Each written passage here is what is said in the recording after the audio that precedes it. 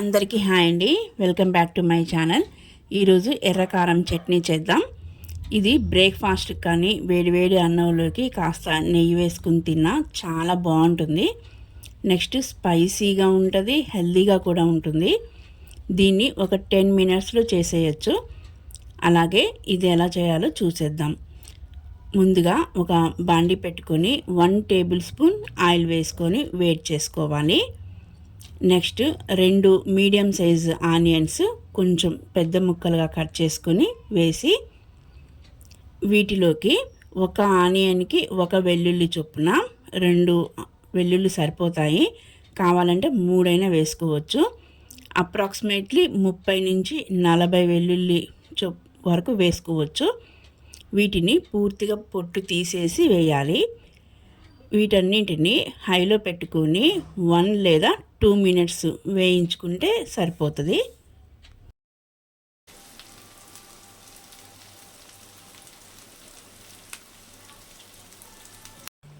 Two minutes తర్వాత ఇందులోకి కారానికి తగినట్లు 7 నుంచి 10 వరకు మిర్చి సరిపోతాయి. అవి వేసేసి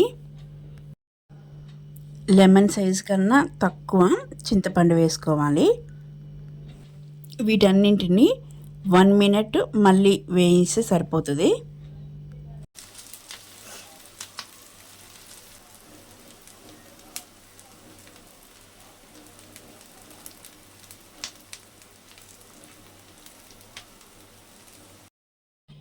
నెక్స్ట్ స్టవ్ ఆఫ్ చేసుకొని వీటిని చల్లారనివ్వాలి.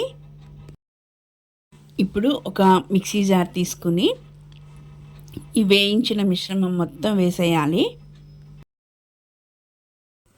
ఇందులోకి సరిపడా సాల్ట్ వేసుకొని మిక్సీ పట్టేసుకోవాలి. రైస్లో కూడా కావాలి అనుకుంటే కొంచెం కోర్స్గా పట్టుకోవాలి, లేదు బ్రేక్ఫాస్ట్కి అంటే చాలా మెత్తగా పట్టుకున్నా చాలా బాగుంటుంది. ఇప్పుడు సేమ్ బాండి పెట్టేసుకొని 2 టేబుల్ స్పూన్స్ ఆయిల్ వేసుకోవాలి. ఈ ఆయిల్ వేడెక్కిన తర్వాత 1/2 టీ స్పూన్ ఆవాలు వేయాలి. ఇవి చిటపట్లాడిన తర్వాత 1/2 టీ స్పూన్ మినపగుళ్ళు వేసుకోవాలి. ఇవి చక్కగా వేగిన తర్వాత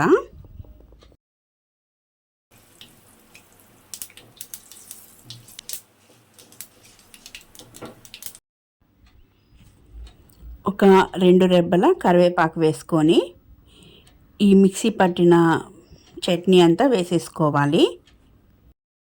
ఇప్పుడు ఈ చట్నీని సిమ్లో పెట్టేసుకొని 1 మినిట్ అలా ఆయిల్ మొత్తం కలిసేలాగా కలపాలి.